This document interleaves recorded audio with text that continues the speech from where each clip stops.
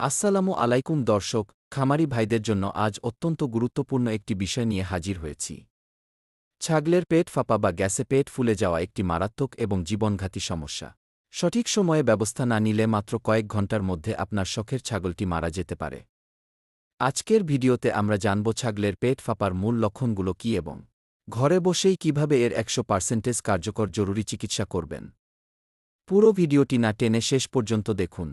ছাগলের পেটে গ্যাস হলে সাধারণত এই লক্ষণগুলো প্রকাশ পায়: বাম দিকের পেট ফুলে যাওয়া। ছাগলের পেটের বাম দিকটি অস্বাভাবিকভাবে ড্রাম বা ঢাকের মতো ফুলে ওঠে।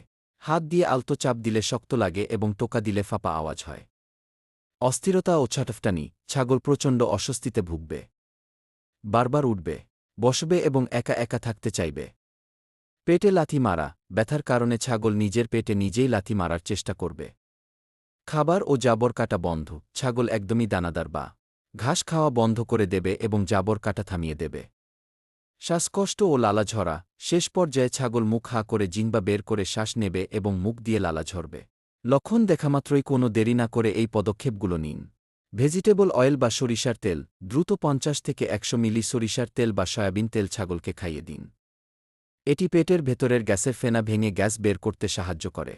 খাবার সোডা, বেকিং সোডা আধা চা চামচ বা ৫-১০ গ্রাম খাবার সোডা ১ কাপ পানিতে মিশিয়ে সাবধানে খাইয়ে দিন।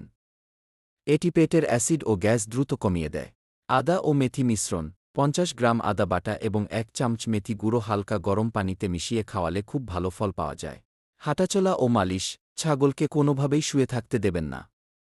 ছাগলকে জোর করে হাঁটাহাঁটি করান এবং পেটের বাম পাশে ওপর থেকে নিচের দিকে জোরে জোরে মালিশ করুন। এতে পায়ুপথ দিয়ে গ্যাস বের হয়ে যাবে। সামনের পা উঁচুতে রাখা। ছাগলকে এমনভাবে দাঁড় করান যেন তার সামনের দুটি পা পেছনের পায়ের চেয়ে উঁচুতে থাকে। এতে মুখের দিক দিয়ে সহজে গ্যাস বেরিয়ে আসে। চিকিৎসার চেয়ে প্রতিরোধী উত্তম।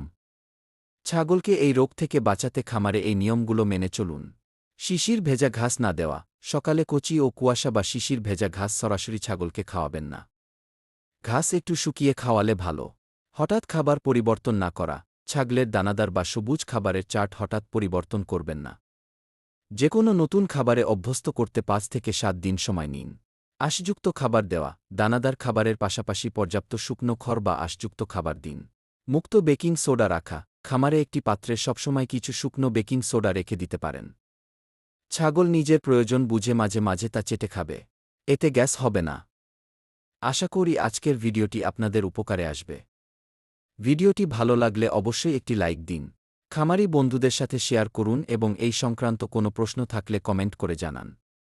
পশুপালন বিষয়ক এমন আরও দরকারি ভিডিও পেতে আমাদের চ্যানেলটি সাবস্ক্রাইব করে পাশেই থাকুন।